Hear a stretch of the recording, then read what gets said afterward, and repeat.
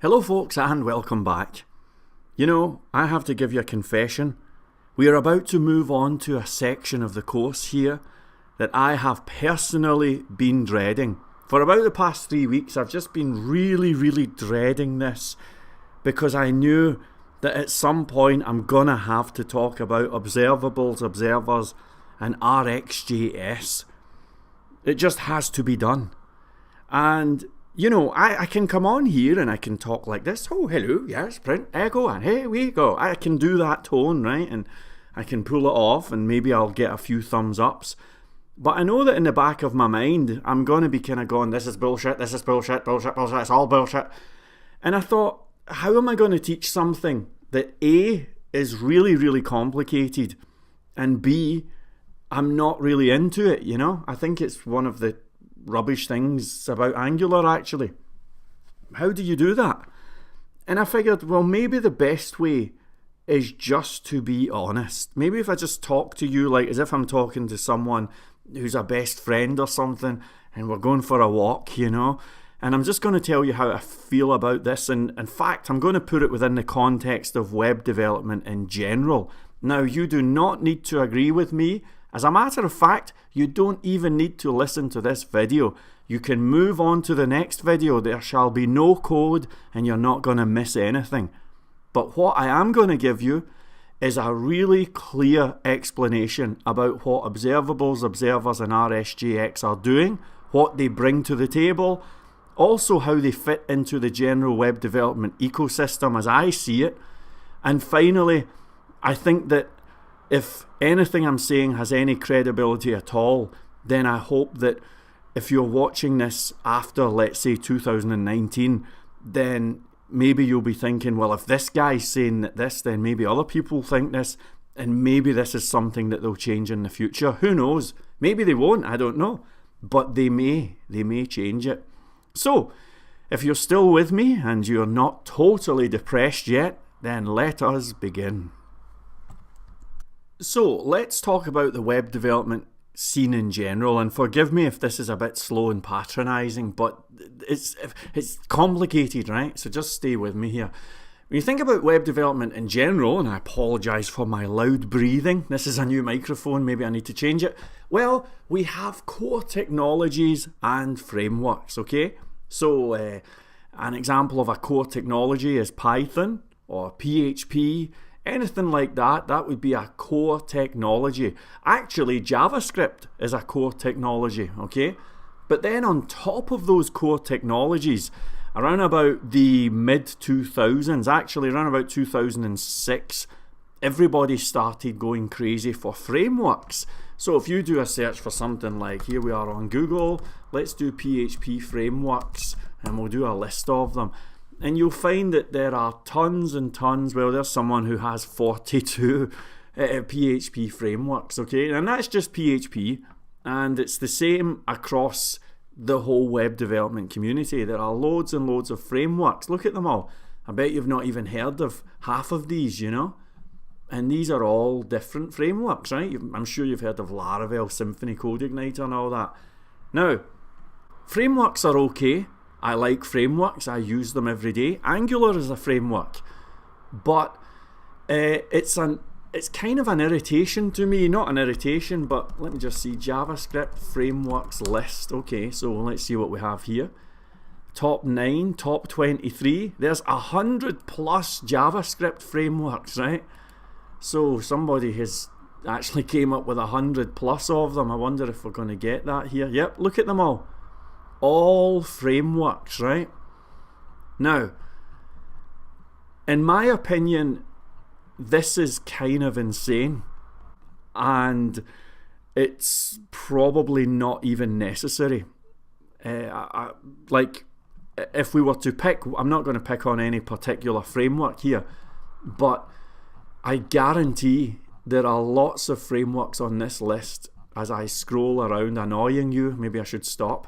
There are lots of frameworks here that will be Me Too frameworks. So they're just basically, you know, a slightly alternative version of something else that has came out before, you know. And why do developers do that?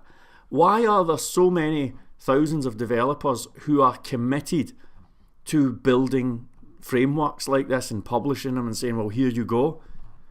The answer is, I think anyway, because when you publish a framework, that's something that can kind of make you famous in the web development community. You can chuck that on your CV, you can get invited to speak at conferences, you can get book publishing deals, and all sorts of limelight, interview requests, you name it. And there is a lot to be said for being a framework publisher. Now again, I'm scrolling because I don't want to pick on anyone in particular, but I believe that that is one of the motivations for people doing frameworks. I'm a professional developer. I've been a professional developer for over 20 years. I've not invented a framework of any sort, but I can well appreciate how something like that would be very valuable in the marketplace. I mean, to say that you are a framework inventor. Okay? Now, let's not go too negative, because in the frameworks universe, there are sometimes frameworks that really, really do bring good stuff to the table, you know? For example, AngularJS, shall we give it a little honourable mention? AngularJS is and was an incredible framework. It solved problems in a way that they had not been solved before. This, I would say, was a revolutionary technology and very brilliant in its brilliance. Another example of a great technology, which is not a framework, mind you, but nevertheless something that brought new stuff to the table and pushed technology forward. It was a leapfrog thing, would be Node.js, okay? Node.js, when it came out, there was nothing like it. Nothing like it had been done before. It was trying things that had never been tried before, solving problems in a unique way, and no wonder Node.js became so popular. But you see, folks, just to go back to the frameworks for a minute, when you think about all of those, like I just showed you 100 frameworks there, how many of them are really bringing something to the table, and how many are just Me Too frameworks? More importantly, isn't it kind of a shame that we need frameworks in the first place? I think in an ideal world, we would just use the core technologies. Here's Node.js, for example. I'm sure many of you have looked at Node.js in the past. Let's go with the 1. Shall we go with the 1.9 guide? Okay, so if we just have a quick look and look at all of the stuff, okay, you think you're a Node.js developer? Oh, you're a Node.js developer. All right. What do you know about UPD datagram? You know, I mean, there is so much going on, so much to learn and everything. Technologies like Node.js are pushing forward, doing all sorts of incredible stuff, but people are not even aware of some of the stuff that this can do, or that the core technologies can do, because funnily enough, Node.js is really just a gateway technology. People who get Node.js, they'll just set it up, go straight to NPM and start downloading other code. 9 times out of 10, it doesn't even work. I apologise if this sounds like a rant, you know. But I think it's a shame that web development is like that. And in an ideal universe, we would not be looking at frameworks. We would be looking at documentation like this, or vanilla JavaScript, or whatever, and we wouldn't need frameworks, right? That's just how I feel. Now, that's not the universe we're in. We do have frameworks, and the frameworks do bring value to the table. And that was my phone, I apologise if you heard it. Angular brings value to the table. It allows us to do incredible animations and all sorts of cool stuff that I've not really covered yet. And I think the structure of Angular is really good. I can see how Angular would be perfect for building a large-scale application. So it's good. I like Angular. But when you take on a framework, suddenly you now have to worry about multiple version numbers. We have to worry about whether the new Angular version has been updated, and what about those NPM modules, and in fact, what about the core technology itself? That is the nature of frameworks, you know. Now, I am willing to put up with all of that for the glorious benefits that we get from the frameworks. Any frameworks. However, when you have a framework that depends upon libraries that have been written by a third party, and those third party libraries can potentially be subject to new version numbers and all of that politics and all of that technical hassle, just like everything else down the chain, well, at that point, I have to kind of blow the whistle and call bullshit. This is why I'm not a fan of RxJS, okay? I know that you don't know what it is, but stay tuned and this will make sense, right? So, let's talk about JavaScript. In fact, it's funny, you know, I'm looking at this Node page here, and this is, it's interesting because the main selling point of Node.js, and if you were to say, why did Node.js become popular? There is one reason and one reason only. Node.js is brilliant at handling asynchronous events, okay? I hope you know what that means. Maybe you do, maybe you don't. Well, I'll refer you to an old YouTube video of mine, and I'll play it here and give you some commentary, right? Just as I watch this old video, because I was really happy with this explanation. When you think about something like PHP, it's synchronous. That means it does one task at a time, and I said in the past, it's a bit like Lord of the Dance, you know, when they did this stuff here. PHP's like when it's doing different tasks. It's kind of like this. Alright.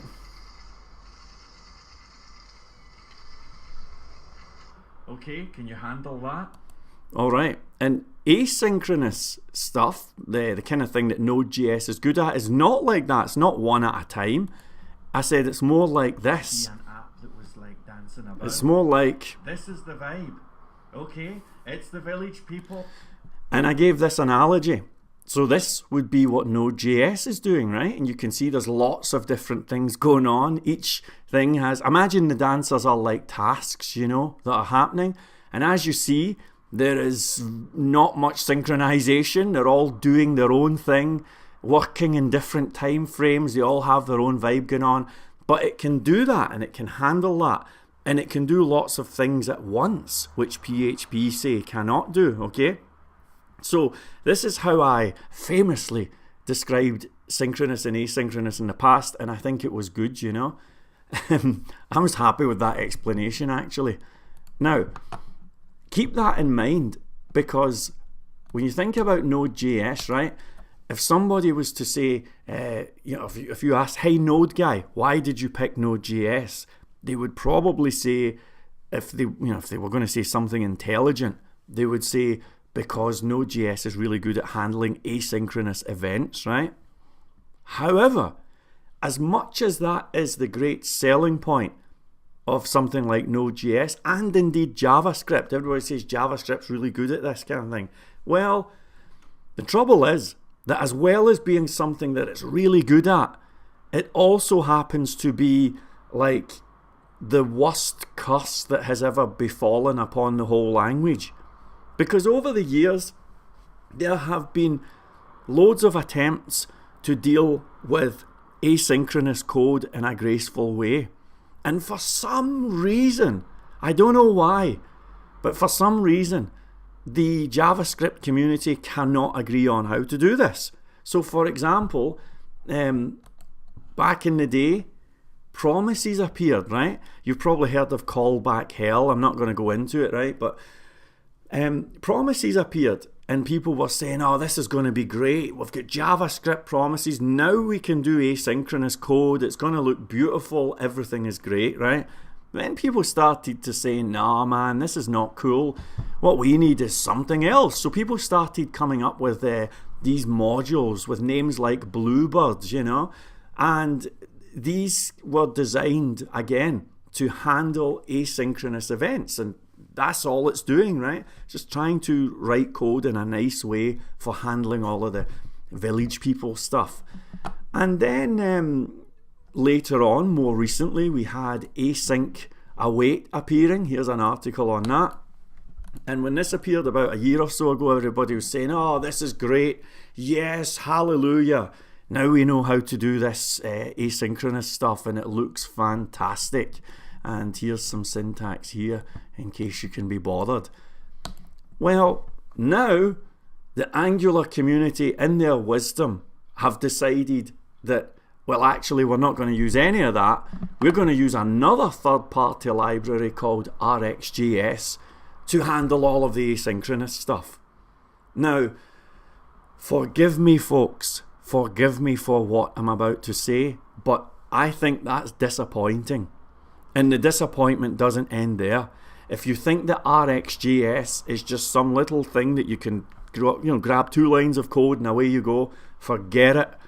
This is a very huge, very complicated library, and there's no sign of it going away. In fact, there are RxJS libraries that have been written for every major web development language out there. There's a PHP version, a Python version, you name it.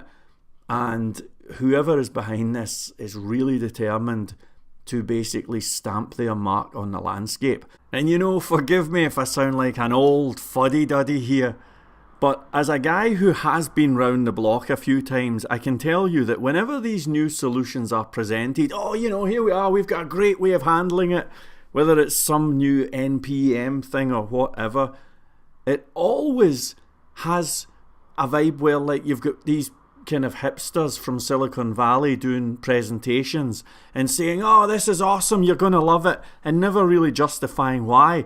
I have seen this kind of thing over and over and over. So Ben and I went through a lot of talking about RxJS. I did a lot of fumbling around, and at some point in time things clicked for me, and I was like, oh my god, this is so amazing, I love RxJS.